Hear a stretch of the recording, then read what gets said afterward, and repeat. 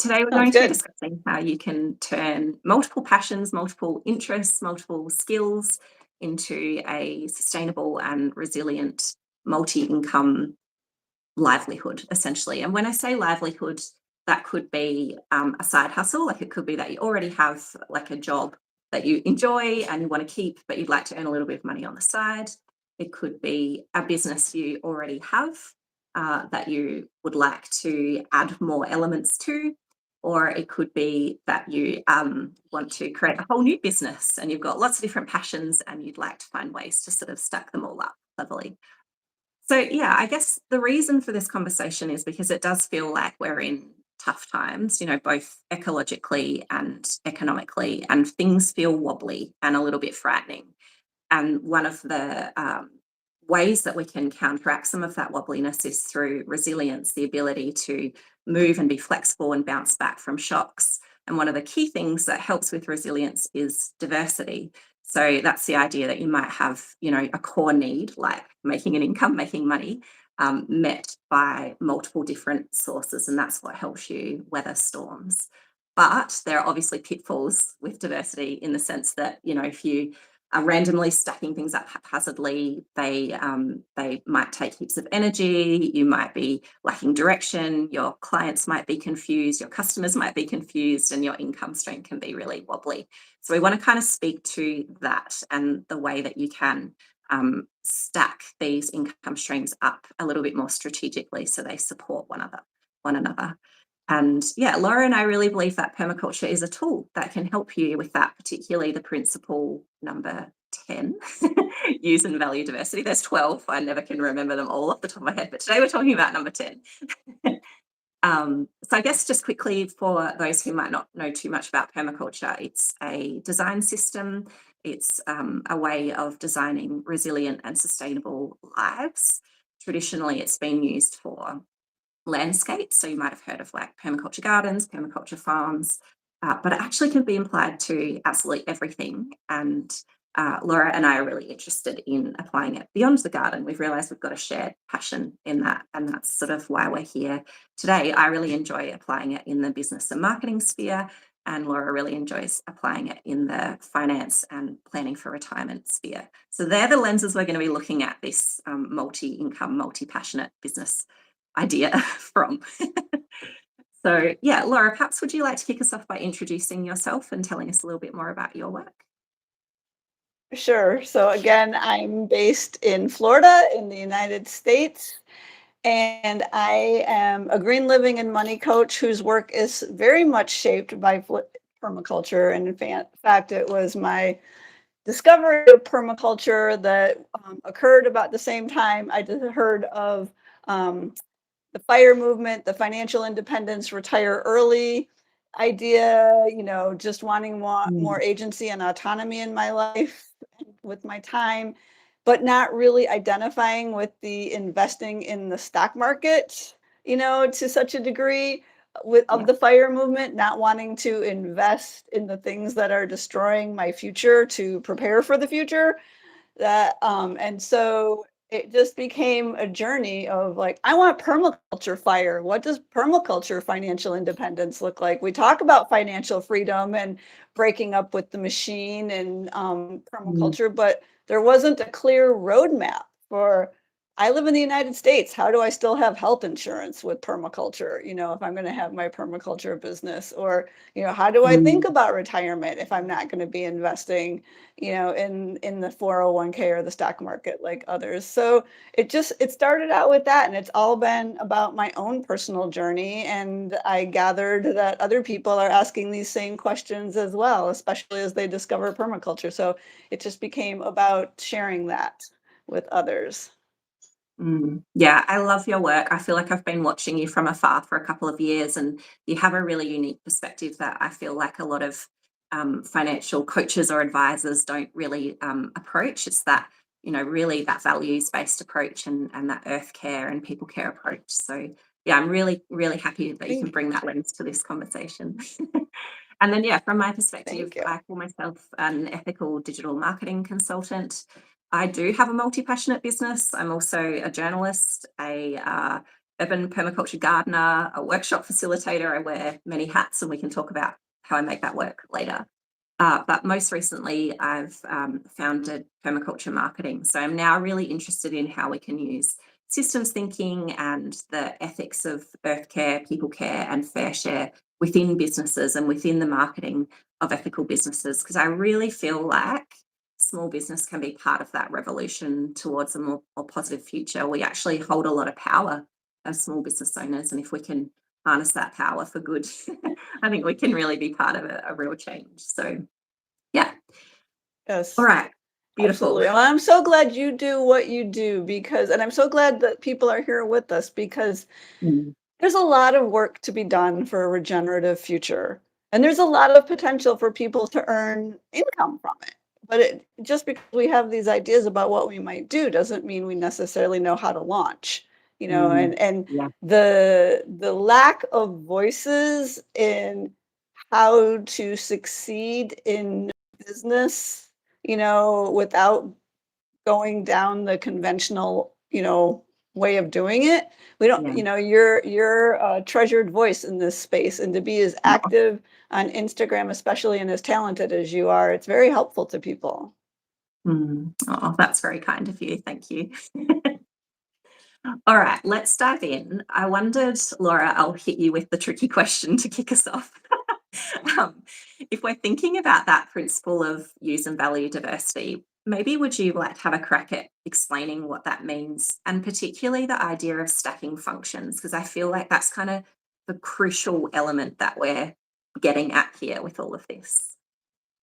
I think the general don't put all your eggs in one basket, is kind of a use and value diversity. We're thinking beyond just one way of meeting our needs. We Mm, want to diversify our options, in particular with permaculture and money or personal finance. I mean, even in conventional personal finance, you hear talk about diversify your assets. You don't want to mm, have yeah. all of your assets in one stock or, in one bank account, per se, if you have a decent amount of money.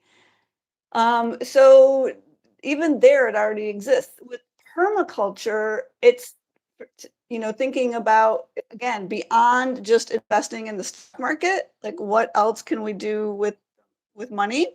So, for entrepreneurs, investing in our regenerative businesses. I think in terms of regenerative investments and regenerative assets. So Mm, can we invest in our own business? Can If we don't have a business, and thinking in terms of regenerative assets, it gets back to a little bit what you were talking about originally with permaculture, like investing in nut trees for your permaculture food forest. I've mhm. invested in soap nut trees as part of my retirement account. So Love it. I'm not ignoring money, but I can also grow my own soap and then have soap to sell and barter with and gift with, Mm, and we can invest in skills. We can invest in tools or equipment, and we'll probably talk a little bit more about that later in this conversation. mm, And then, I talk a lot about the multiple forms of capital. In permaculture, they get talked about as the 8 forms of capital. So, in terms of use and value diversity, in the terms of building wealth and prosperity, it's thinking more holistically about what the forms of wealth and capital are in our lives. mm. Yeah, beautiful. And I feel like the marketing approach is similar, applying that principle in marketing.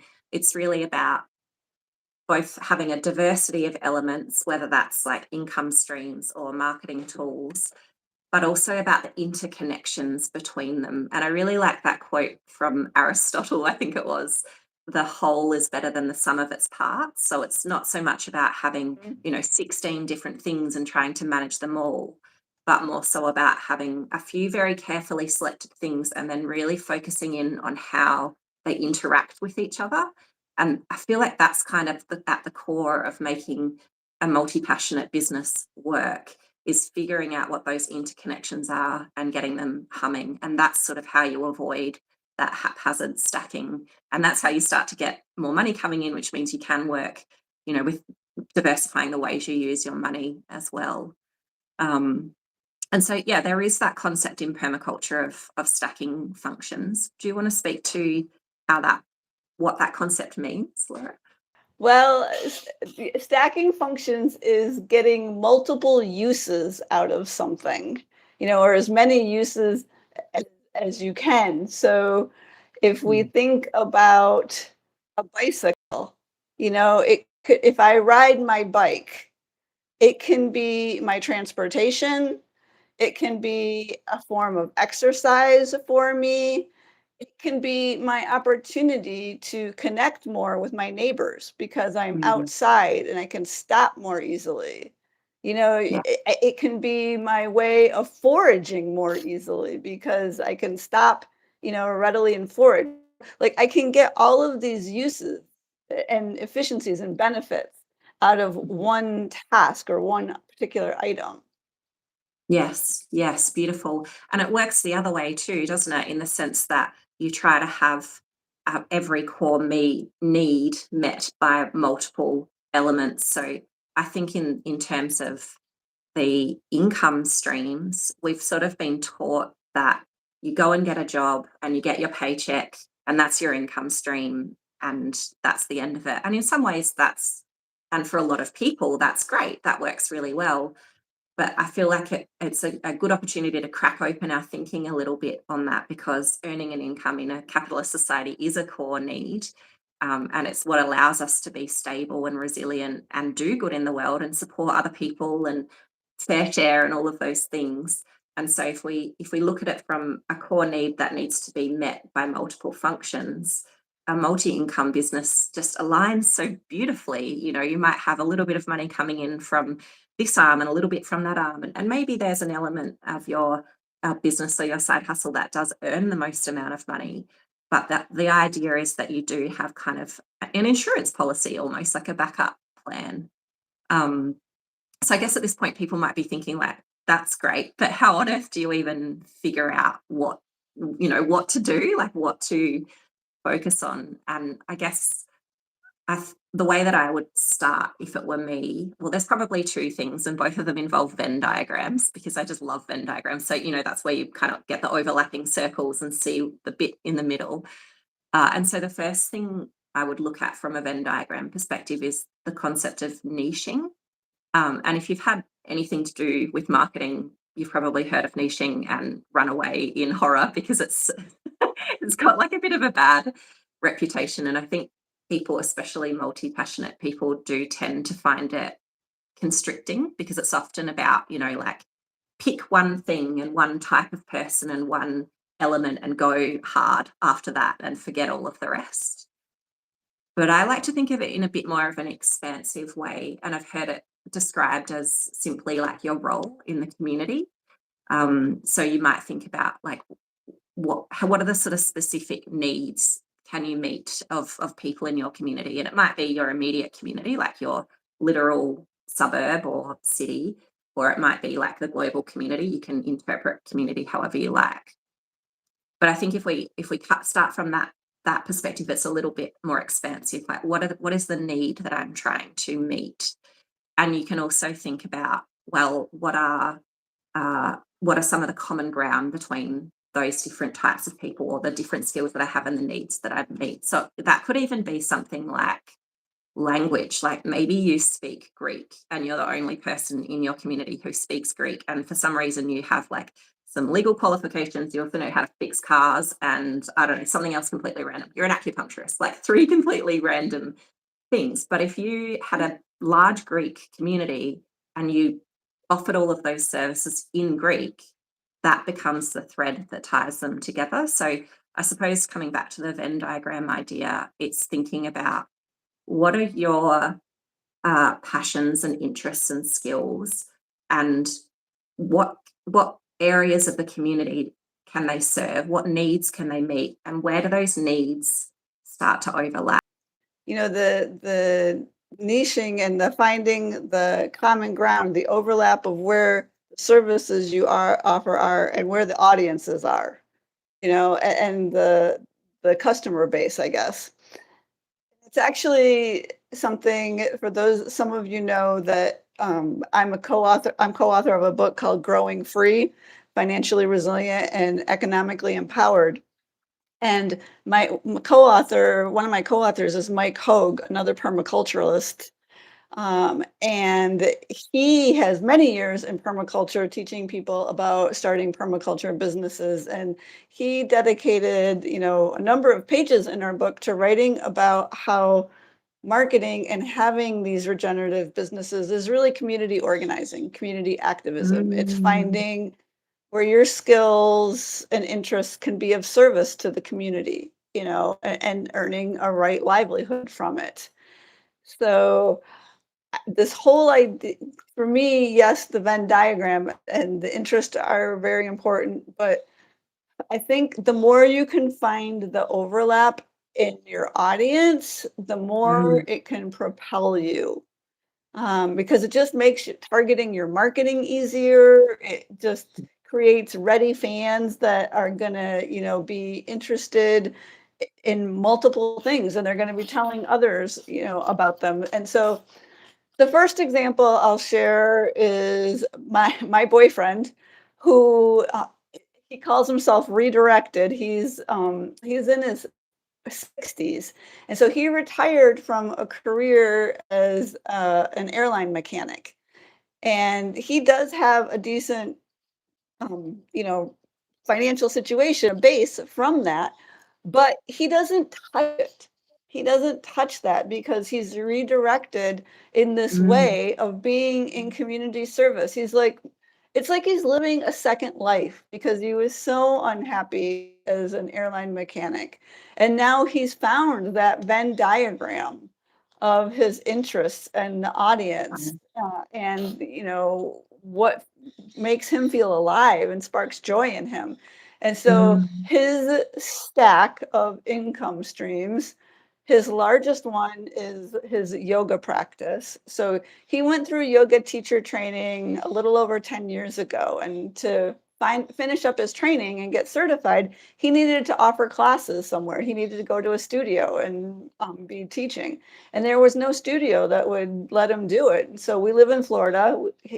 His house is just a mile from the beach. So it's like, okay, I'm going to the beach, I'm putting it on Facebook, and people just started coming. And 10 plus years later, it's probably the most popular class in the area and really earns more money from yoga than most instructors in the area. Wow. All just because he just said, "F it. If I can't get in the studio," he didn't ask permission. He just went out on the beach. The mayor's wife has been to his class. It's been promoted in the local paper.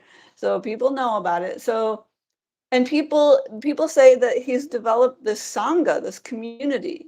People make announcements afterwards. You should see how people stay afterwards and talk, and you see them meeting up with each other later in the community. So he's got this Mm. community organizing going, this like core of huge fans, that like him, they like each other. Another thing he does is he is a beekeeper. So several times a year, he'll have honey to sell. Well, his yoga students are some of his ready buyers. Yeah. They are quickly in line. He can just bring the yoga to class. They'll pay him, for the honey. And his yoga class is all donation based. He doesn't You don't have to pay money to go to his yoga Wow. class. People just do it because they love him. Sometimes they'll bring pieces of art or, something they baked, and, a lot of people will pay him money, but he doesn't charge money for it. The honey Mm. he does charge money for, although he gives a lot away too. And then the third income stream is on and off, he's had a backyard plant nursery. So people will come and buy plants, and the plants that he grows, everything he's selling is just stuff he's cutting and trimming and propagating off of stuff growing Wow. in his own yard, also the same yard where the bees are. And then people come over to buy the honey or buy the plants, and they sit down and they'll have tea with them. Or sometimes now he's also loves to give tarot card readings. come over and get a Okay. tarot card reading, and these are all I don't think there are very few people in this mix who only take from one. Well, I shouldn't say very Mm, few, but there's a lot that, some take all four, some take just two or three of those businesses. But mm, that overlap, and the ease of being able to do it just emanated from his life. And that's something that Peter Bain wrote about in the Permaculture Handbook in one of his later chapters when he talks about livelihood and how we can make permaculture livelihoods. That stacking functions. What are we already doing? What do we enjoy doing? mm, If we're going to be inside in the winter, what can we do? To mm, earn money. Are we knitting? I don't know what. But mm, yeah, so that's one example. mm. And thinking back to your beautiful reflection before about finding the overlap between audiences, looking at your partner's business, what do you see as the key overlap there? Like, is it locational? Is it the mindset or values of people? Like, can you help us understand a little bit more about how they interlink Oh, those good businesses? question. I think both of those. I think location for sure, because he's not selling an online product. It's all people who live here. I mean, sometimes it's even people who vacation here, who just hear about his class because it's so popular. People are talking about it, or it gets listed in someone's Airbnb book as an option. But Mm, certainly the values and just I think it's multiple. So I think it's both of what you said. I think people just really like Albert. He was highlighted in our we live in a town of 13,000 people just outside a bigger town. right. So he was highlighted as the citizen of the year. The first year our local newspaper did that. Oh, So it's got popularity, and it's just such an interesting story. His place is a magical food forest. mm, People drive by and stop, and just ask questions and look at it. And so yeah. he's created this energy and this atmosphere, this experience. Beautiful. There's some really nice comments coming through too. I love that Erin said that she's mending. I think asking when you were asking, what are we doing in winter? Erin's mending. Love it. She's actually a professional mender. So anything she's mending is definitely something you want to be having a look at. And then B saying a multi-passionate, diversified business can also be a powerfully neuroaffirming one. I totally relate to that. Like I consider myself neurodivergent, and I think having lots of different income streams and therefore the ability to tap into lots of different passions is how I stay motivated to work. Like I don't, it's boring otherwise. Like sticking to one thing. So yeah, B, I totally agree with that. And if I can add to what you were saying, Laura, I think what you're talking about with your partner there is he's tapped into that. If I can speak to another Venn diagram, my second Venn diagram, that concept of ikigai, the Japanese sort of element of the four circles of what you love, what you're good at, what the world needs, and what you can be paid for. So he's really nailed the what you love and what you're good at, definitely what the world needs. And I feel like that fourth element of the four circles and what's in the middle, what you can be paid for, that's where I see people fall over, especially kind-hearted people who, really want to do good in the world. And I feel it's not ideal that we have to look at things through a capitalist lens, but I think when you're first starting out and looking at ways to make profitable, resilient income streams, you've got to have that fourth circle, the like, what can I be paid for it? And I love that your partner has found a way to do that that aligns with his values, like a donation-based yoga class. Amazing. He's still making an income from that and able to share with the community. So that's really beautiful. But yeah, I think if people are, you know, sitting there looking at their 16 different interests and thinking, well, all of these could give me pleasure. Like I'm good at all of these. I love doing all of these. The world needs, more art or whatever it is. But when you're first starting out, can can people pay for it? That's like a crucial kind of element to include in that Venn diagram. And then as time goes on, you build that resilience and that financial stability. I feel like later on you can add in elements that maybe don't tick off that what can you be paid for section because your other income streams can support, some more like pro bono or philanthropic kind of work. But yeah, I guess if we're if we're talking about, well, how do you pare down all of the different options? You've given the brilliant example of, well, where do the audiences overlap? I'd say second consideration will be, well, what was the audience prepared to actually pay for?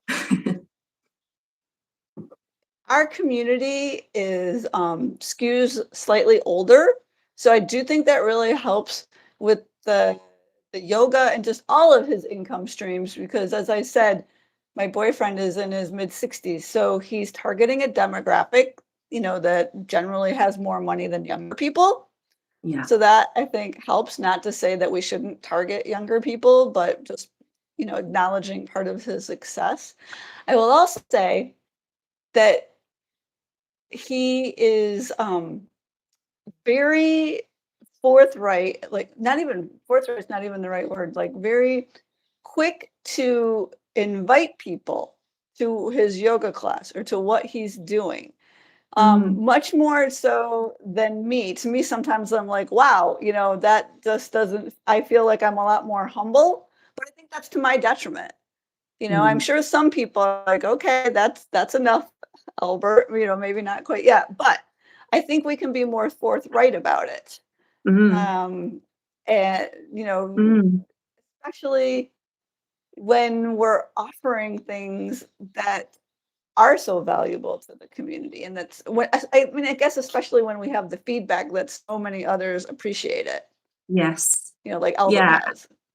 And that's that whole interconnection idea, right? That's how you make it work, is that they're not individual elements that stand alone. There is interconnection, and he sounds like he's actively facilitating that interconnection by inviting people. Like, how simple, but how brave also. um, but yeah, I Right. sort of see that isolation element happen a lot. Like, for example, I worked with a client earlier this year who had what to me seemed like a very obviously easy to stack business. She was an artist who wanted to do sort of like printables and templates, helping people figure out various elements. She wanted to do permaculture design as well as in like landscape design. Um, and there was a third element around admin. She was really great at doing business admin. She'd previously been hired to do that and really enjoyed it. And to me, they actually stacked beautifully. Like, some of the principles could be related to, permaculture garden design, which then her gardening clients might enjoy. Same with the admin business. The permaculture people might need admin for their other business. Like, there were all sorts of connections in there. And we talked about, how can you identify the common thread that connects the people who might buy all three? Because that's kind of the audience that you want to speak to. And she had been thinking about making different websites for each arm. And I was really encouraging her to bring it all into one world, bring it all under one umbrella, give it one brand name, and make them products beneath that brand. And I sort of feel like that's an important thing to point out, because if we're thinking about interconnections, the strength in a multi-passionate, multi-income business being the interconnections, the less you separate things out, the better. So, like, one website, one social media stream, channel, like one Instagram channel, one Facebook channel, however many channels you want, but one for your business. And the way that you make that no longer feel disjointed to people, like, well, why is she talking about this now when this is, like a permaculture channel? Why is she talking about admin? Is being really clear on where the crossover, coming back to what you were saying earlier, what's the audience crossover? And I think if I give an example of my business, I mentioned, journalism, which is largely about gardening, workshop facilitation, which is largely about sustainable city living, and my marketing business. The kind of thread there is that I'm always looking to help people live more sustainable work lives or home lives. And I find that using that as the through line helps connect them all. And, there might be someone who's a gardener and finds my work through a journalism story about gardening, but is also a small business owner and is like, oh, I never thought about applying these gardening kind of ecological concepts to my business. And so that through line of values for me, like people who value kindness, value the planet, value all of that sort of thing, that becomes the connecting, that interconnection, which means I can have a website that's, hey, I'm these 3 different things that seem unrelated, but my wider goal is, helping create that transition to a climate positive future. So also one of the things we're thinking about is with that synergy, the more synergy there is between the income streams, one of the advantages of that is the less dispersed and distorted your energy is. Yes. If those passions are so like not stacked or easily related, it's not an efficient or wise use of energy, and it's going to leave you feeling drained and frazzled and make you less effective. Totally. And already marketing one business is so much work. It's so much work. I can't imagine having multiple websites, multiple social media channels to feed that. That feels like a special kind of hell to me. So I think there is a lot of value in bringing it all together. But yeah, definitely. And yeah, we've got a few comments here. Erin saying that she did that with her brand recently, made business cards and updated the website to bring everything in the one brand so it's all easier to find and people have more options. I love that, especially you you you sort of touched on this before, Laura, about people really relating to your partner as a person they really like and really want to support. And that's kind of another element that makes a multi-passionate business work is people come to know you through one element. And if you do a good job and you help them in the way that you said you would, and they enjoy working with you, chances are they're going to be like, "Ooh, how else can I help you? I like you. I want to help you succeed." And you just never quite know, yeah, what other elements there might be. Is that something you've seen play out? Especially with my boyfriend Albert. It's like they come over, and again, part of it is just that he's not shy. Like if they come over for plants and saying, "Oh, I have some honey. Would you like this?" Or I do tarot readings. Would you like to come back and do this? But yeah, once they're there, especially again, since it's such a magical, unique setting and it feels like an experience, they're like, "How can I hand you more money?" Not everyone, but so often that's the case.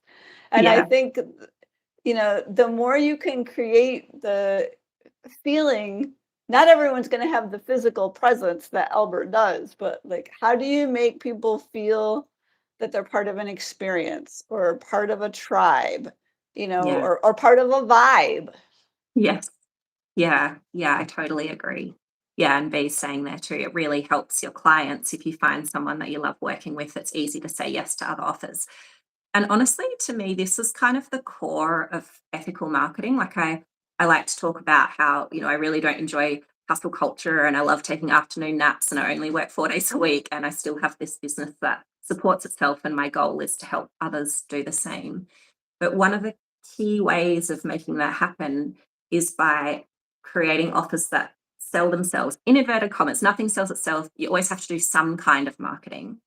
But I'd much rather do the kind of marketing that is um, doing a really good job with someone to the point that they go tell their friends. That's still marketing. That's like referral marketing. I'd rather do that than pay Meta ads, $100 a week to serve some AI created graphic to moderately interested people. Like, so I really love that you touched on that thing of people wanting to throw their money at you. Like that's kind of that's a in permaculture we talk a lot about feedback loops, and that's what's called a reinforcing feedback loop or a positive feedback loop, where when you start to see that happen, where you start to see people bouncing around between your offers and just saying yes so easily, that'll compound in a positive way, and that's kind of what helps you with that resilience. And maybe people are starting to see, if one of those little arms falls off, it's no longer like, losing your corporate job and suddenly having absolutely no income. You've still got other arms that are bouncing around that can support you. So yeah, I feel like any looking for feedback loops, observation and feedback loops are huge in permaculture. And when you're starting to play around with adding on new offers or trying to monetize a side hustle or anything like that, being really observant and looking for any way where your community is saying, yes, that's it. I like that. I want more of that. Or, maybe they email you to say, oh, do you do this? I'm actually about to change one of my offers from exactly that, repeatedly getting people asking me for a certain way of helping them that I don't currently offer. So I've listened to that feedback loop, which is still within, the wheelhouse of my multi-passionate business, but it's kind of, that iterative cycle, I suppose. Mm. Yeah, I think that's great. And I think that's a real skill to develop sometimes, like some of it is more obvious if you're getting those emails, but where multiple people are reaching out to you asking that question. But I think about like Instagram right now, that Yap challenge that's going on. I don't know if you've Mm. seen that, but I mean that basically came after one of her videos. That woman's videos took off. She talked about the art of yapping, or the art of a good yap, and she recognized once that took off, she's like, this is it. There's something here, and she created Yeah, a wait list after yeah, one video, and now wow. she's up to over $6 million from Wow, her that's a challenge, her reinforcing Yap feedback loop. challenge. Yes, but she recognized it, I mean, it's developing that instinct. I mean, we're not all gonna get it right like that, but that, Yeah, that kind of practice, like, what are the yeah. cues and the clues that are coming into me? Yeah, and being willing to play with it. Like, I feel like that's something I've only recently learnt with my business. I felt like if you made an offer, that was the offer, and you could never change the price, or you could never change the inclusions, or it always had to be exactly the way you very first launched it. But, you're in charge, do whatever you like, change it whenever you like. Maybe someone paid that price last week and it's half the price next week, or double the price next week because you've changed it. It's kind of okay. And I feel like when Mhm. we're again looking at, well, these are all my different interests. How do I choose which ones are money making? That's a kind of an approach too. Is pick one or two, find the audience overlap, and have a go and see. And if it doesn't work out, you can always change it, or try something different.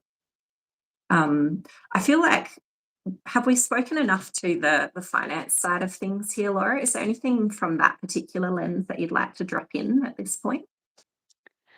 I guess I would go back to just thinking in terms of regenerative assets around our business. I said that we might come back to that, so I can go that direction now. Mm, One example, again, going back to Albert, that I like to share, so physical and simple, is at one point in his journey as a beekeeper, he spent about $100 on a wax press, so he could press more honey more easily out of the wax. And within one season, that investment had paid for itself. So what are these tools and things that we mm, can recognize the potential to increase our income and be brave enough, to spend the money, and just, again, that's another instinct and muscle to develop, is recognizing those, and $100 isn't a major risk, especially for Albert in his position. He could handle that if it didn't work, but it did. So what are the skills, the tools, the equipment, you know, the that you can invest in these regenerative assets?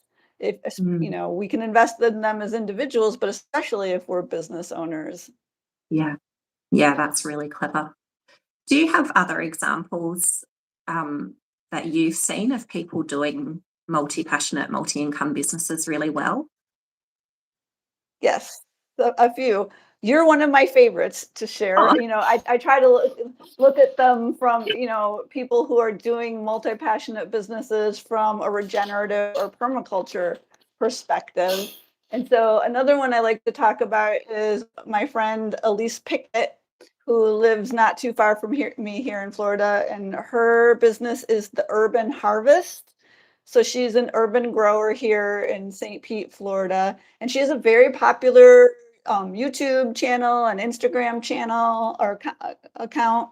And she doesn't really earn money from YouTube. She breaks even because she pays an editor.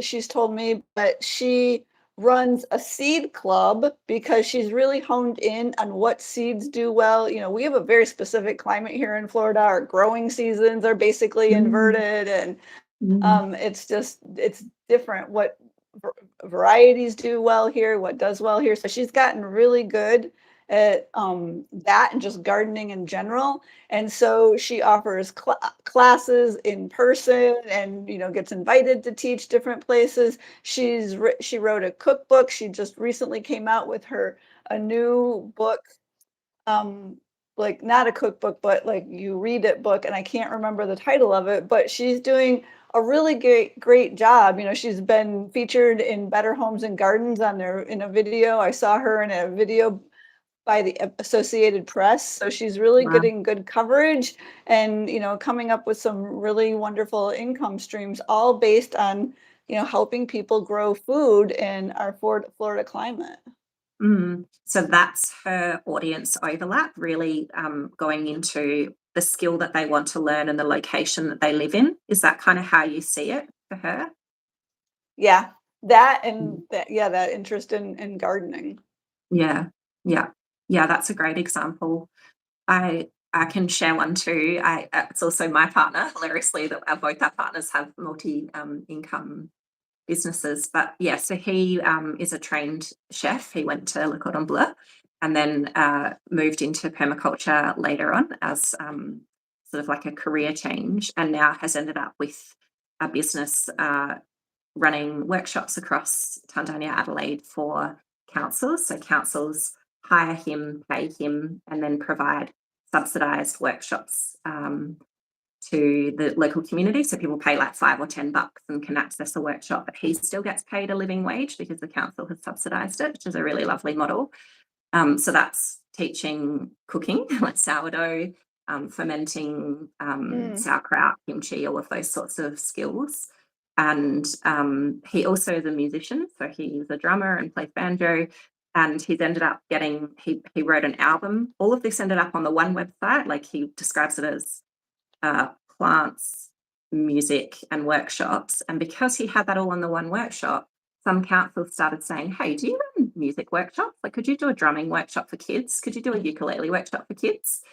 So he started sort of running those, and yeah, he has actually just picked up a new paid job, like a salaried job, as a teacher teaching music to kids that are at a local school as well. So he's sort of ended up with these threads, and the permaculture element comes in via a plant nursery that he has, sort of like a backyard, similar to Albert by the sound of things, backyard bootleg plant nursery. So at the end of his workshops that mhm, he does in person to the local community, he brings a couple trays of plants and asks people if they might like to purchase.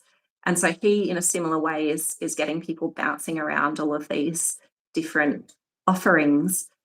But the client base is slightly different because it's not necessarily that the people attending the workshops are booking. It's more so that councils or local government mhm. are seeing what he's offering and going, well, these are skills we want our community to know, and sort of picking them up from there. But it comes back again to that idea that he had it all in one place. So when people came looking, they were like, "Oh, actually, that just happened to me yesterday. I had a local government staff member email to say, I hopped onto your website to see if you would do a gardening workshop, but then I noticed all this marketing stuff, and we also run like a quarterly upskilling digital marketing program for local business owners. Like, is there stuff you could do on that as well?" And so, yeah, you can again, I just really want to hone in on that idea of the symbiosis or the interconnection. Like that's how you make it work. I think. Yeah. One other I'll share, just because I think examples kind of help embed it. I was reading Mm, actually this new book by Wilf Richards, Power of Permaculture Principles. He's based in the UK, and he talks about a business that he has called Abundant Earth, I think. And it's a really fascinating business model. I think there's multiple different business owners involved, and they pool their money in a kitty, and everyone gets paid the same, no matter how much each individual business owner is earning. So there's no peaks and troughs for everyone. They are all, they help each other weather the storms or the feast and famine cycle of their businesses. But they have basketry, They have a veggie box system. They run permaculture courses. I think there's other types of like holistic thinking type courses and that sort of thing going on. And he was saying in this book the same, that, you know, people might come to buy a basket and then realize there's all these other elements and bounce around through. So yeah, I suppose that's what creates that resilience, and that reinforcing feedback loop is getting people to move effectively through. It's not to say that you're funneling people or you're pushing people or you're expecting people to buy everything everything that you offer. It's more just that you have this suite of things that are interconnected, and so if it feels like the right fit for people, they will. And that's also a distinction, I think, from other business models where it's like you've got to have your cheap thing and then your next bigger thing and then your really expensive thing and you're pushing people there. We're not sort of talking about that here. I think it is quite a different approach. It's again going back to that experience and that vibe. If you don't have the in-person setting, like Albert's yard, then it's a website, or maybe it's your Instagram account where you're just creating that sense, giving people that experience and that sense of something. Yeah, I agree. And that's another place where stacking comes in handy because, you know, if you've got all of your offerings on one website and you're sending everyone to that same one website, you're stacking traffic, and that benefits the Mhm. entire, like Google's algorithms will prioritize a website that has higher traffic. So, you know, if you've got 3 different sites and you're sending off people off to all these different sites, all of those 3 websites are almost being punished for it, or they're showing further down in rankings, or maybe not showing up in AI searches and that sort of thing. Whereas if you can stack all that function, all that energy, all that traffic together, it's better for you as a business owner, like you were saying before, Laura. But yeah, also in terms of algorithms and the world that we live in with digital marketing, Yeah. it's really beneficial there too. Yeah, just looking at my notes, we did sort of touch on this, but I feel like it's a nice point to end on, is the value of experimentation, and you can call it pruning if you like, because I feel like when we have to remove something or change something, it can feel like a failure. But you know, you prune a fruit tree, and that's not a failure. That's just helping it to grow in the right way. So I think we can use that same sort of thinking in our businesses, and it's sort of that iterative loop of like observing, I wonder if this would work, designing, okay, I'm going to make the offer this, I'm going to make these the inclusions, implementing it, putting it out into the world, seeing if people buy it, seeing what they say, if they like it, what they need more of.